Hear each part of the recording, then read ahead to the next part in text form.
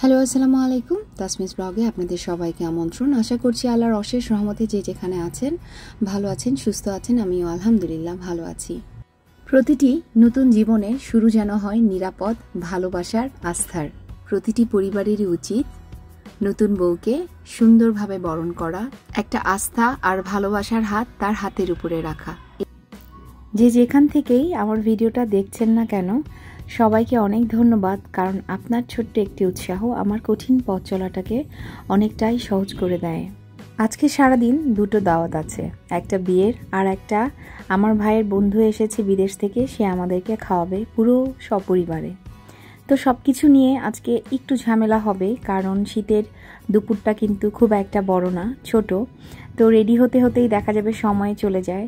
তো আমি ছোটোখাটো যে কাজগুলো ছিল সেগুলোই সেরেছি, যেমন এই ছোট্ট অ্যাকুয়ারিয়ামটা ক্লিন করেছি আর মাছটাকে ছেড়ে আবার খাবার দিয়েছি। আমার ছেলের খুব প্রিয় এই মাছটা, ফাইটার ফিশ। আরও কিছু ছিল গাপ্পি, ফাইটার ফিশের সাথে সেগুলো যুদ্ধ করে মারা গিয়েছে। তো এখন আপাতত ও একাই আছে। তো ফাইটার ফিশকে খাবার দিয়ে আমি আমার রচাটা নিয়ে একটু বসলাম। আর কাজ শেষ করব ভাবলেও শেষ হয় না, কারণ দেখো গল্প করতে করতেই আর চা শেষ না করতে করতেই দেখি মেয়ে এখানে পুরো বিছানা জুড়ে চাল ফেলেছে। তোমাদেরকে মাঝে মাঝেই বলি যে আমি মোবাইল দিতে চাই না। আসলে মোবাইল না দেওয়ার কারণে আমার এত ঝামেলা হয়ে যায় বাসায়। মোবাইল না পেয়ে ওরা বিভিন্ন ধরনের খেলনা বানানো শুরু করে, ওয়ালে আঁকা শুরু করে, চাল ডাল নিয়ে খেলা শুরু করে। তো কি করব, ভাবি যে ব্যস্ততা মনে হয় এখানেই শেষ হলো, এখন একটু সময় পাবো, কিন্তু ব্যস্ততা আসলে বাড়তেই থাকে।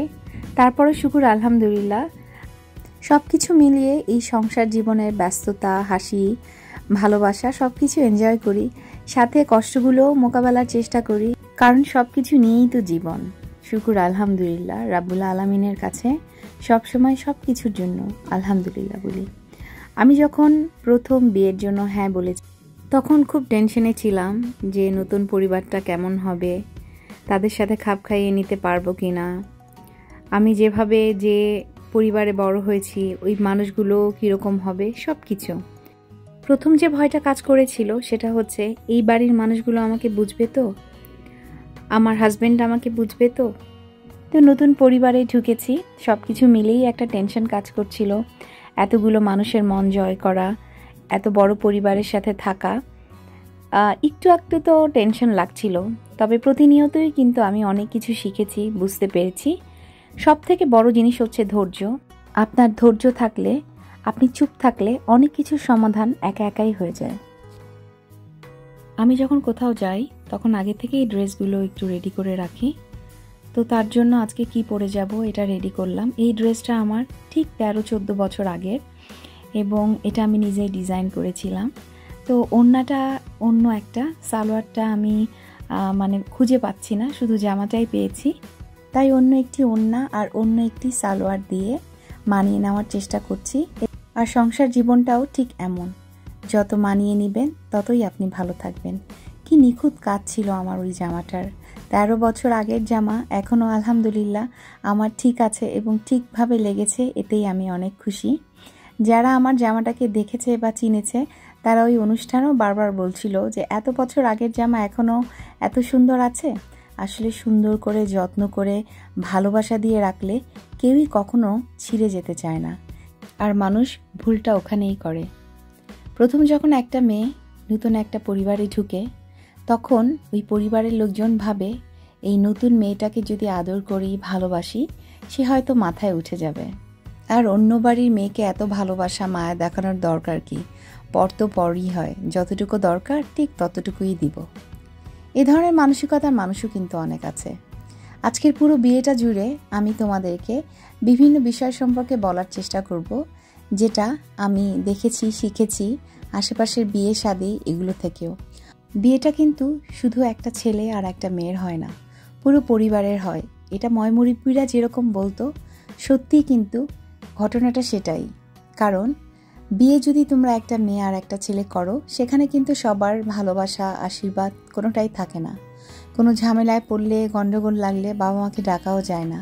তাই আমি সবসময় সবাইকে বলি, বিয়ের মতন এত বড় সিদ্ধান্ত নেওয়ার আগে পরিবারের মুরব্বীদের অবশ্যই জানাতে হবে, তাদের মত নিতে হবে। মতের বিরোধিতা থাকতে পারে, সেক্ষেত্রেও সন্তানের উচিত তাদেরকে বুঝিয়ে, ভালোবাসা দিয়ে, ভদ্রতা আদব কায়দা দিয়ে সেটাতে রাজি করানো। ছেলেমেয়েদের পছন্দ থেকেই আমি বলি, প্রতিটি সিদ্ধান্তই মা বাবার সিদ্ধান্তকে মানা উচিত। ভালোবাসার কথাটাও তাদেরকে জানানো উচিত। তাদের অবশ্যই একটা আশা থাকে, সন্তানদেরকে অনেক কষ্ট করে বড় করে, তাদের মনে দুঃখ দিয়ে যে কোনো সিদ্ধান্তই তোমার জন্য খুব ভালো সিদ্ধান্ত হবে, এই সিদ্ধান্ত নেওয়াটা তোমার জীবনের প্রথম ভুল হবে। তাদেরকে ভালোবেসে সুন্দর করে বুঝিয়ে আমার মনে হয় সব কিছু করা সম্ভব হতে পারে। তবে অনেক মায়েরাই আছে, অনেক বাবারাই আছে, একটা ছেলে মেয়ে যদি এসে বলে যে ওকে ছাড়া আমি ভালো থাকবো না, তারপরও তারা জোর করে অনেক ভুল ডিসিশন নেয়, যে ভুল ডিসিশনের কারণে তাদের সন্তানরা কিন্তু কষ্ট পায়। মা বাবা নিশ্চয়ই চায় না তার সন্তান কষ্ট পাক। খুব পছন্দের এবং খুব স্পেশাল মানুষটি যখন সে বিয়ে করার সিদ্ধান্ত নেয়, তখন আমার কাছে মনে হয় মা বাবার আশীর্বাদ থাকা উচিত, দোয়া থাকা উচিত, কারণ সাপোর্ট দেওয়া উচিত, ভুলগুলো ধরিয়ে দেওয়া উচিত, তাহলে কিন্তু তার সন্তান ভুল পথে নাও যেতে পারে। আর প্রথম থেকেই যখন সন্তান এই প্রেম ভালোবাসার দিকে একটু একটু করে আগাবে, তখন প্রতিনিয়তই তাকে বোঝাতে হবে কোন ধরনের মেয়ে, কোন ধরনের ছেলে তার জন্য ভালো, তার জীবনের জন্য ভালো। আর এই সময় আপনি আপনার জীবনের অভিজ্ঞতাগুলো কিন্তু সন্তানের সাথে শেয়ার করতে পারেন, অথবা বন্ধু বান্ধব আত্মীয় স্বজনের যে কোনো পুরনো ঘটনা গল্প তাদের সাথে বলতে পারেন। তাহলেও কিন্তু সন্তান অনেকটাই সচেতন হবে। সরাসরি অনেক কথা না বলতে পারলেও এদিক ওদিক করে কিন্তু সন্তানদের বোঝানো যায়। এই বিয়ের অনুষ্ঠানে যে ছেলেটা বিয়ে করছে, যে মেয়েটাকে ভালোবেসেই বিয়ে করছে, তাদের দুজনের ভালোবাসা দেখে আসলেই ভালো লাগছিল। আমি দোয়া করি যারা সত্যিকারের ভালোবাসে একজন আরেকজনকে, আল্লাহ যেন তাদেরকে মিলিয়ে দেয়।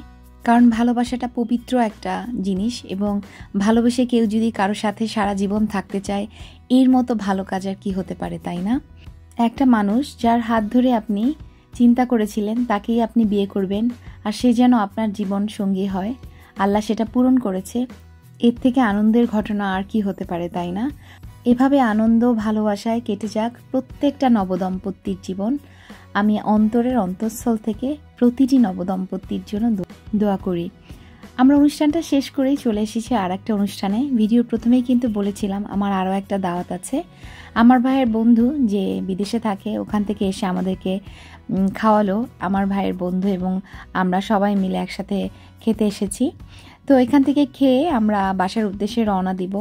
যাওয়ার পথে টায়ার্ডনেস কমানোর জন্য 1 কাপ র চা খাচ্ছি। এই দোকানটা প্রথমেই আমাদের গলিতে। তো খাওয়ার পরে যখন যাচ্ছিলাম তখন চাওয়ালাকে অনেক বড় করে একটা ধন্যবাদ দিলাম, আর বললাম এত সুস্বাদু চা এর আগে আমি কখনোই খাইনি। লোকটা একগাল হেসে বলল, আপা অনেক ধন্যবাদ, এর আগে আপনার মতো করে আমাকে কেউ এভাবে প্রশংসিতও করেনি। দাম্পত্য জীবনেও কিন্তু একজন আরেকজনকে উৎসাহিত করবেন, প্রশংসিত করবেন, ছোট ছোট কাজে ভুলগুলো সুন্দরভাবে ধরিয়ে দিবেন। আর প্রতিটি কাজেই যখন আপনি তার প্রশংসা করবেন, ভালোবাসা দেখাবেন, তখন অটোমেটিকলি খারাপ কাজগুলো আস্তে আস্তে ভালো হয়ে যাবে। আরেকটা কথা বলতে তো ভুলেই গিয়েছি, প্রথম জীবনে বা নতুন জীবনে যে মানুষগুলো সবসময় পাশে থাকবে, ভালোবাসা দিবে, সেটা শ্বশুর, শাশুড়ি, ননদ বা স্বামী, যেই হোক না কেন, তার কথা সারা জীবন মনে থাকবে। আর যারা ছোটোখাটো দুঃখ দিবে, কষ্ট দিয়ে কথা বলবে, তাদেরকে কিন্তু এই মেয়েটি আমৃত্যু ক্ষমা করবে না। কারণ প্রথম জীবনের দেওয়া কষ্টগুলো মানুষ কখনো ভুলতে পারে না। হঠাৎ করে নতুন একটা পরিবেশে খাপ খাওয়াতে গিয়ে তার অনেক কষ্ট হয়, আর সেই কষ্টগুলো যখন আরও বাড়িয়ে তোলে কিছু মানুষ, তাদেরকে সে আমৃত্যু ক্ষমা করে না। আজকে এখানেই শেষ করছি। ইনশাআল্লাহ নতুন ভিডিও নিয়ে দেখা হবে। আল্লাহ হাফেজ।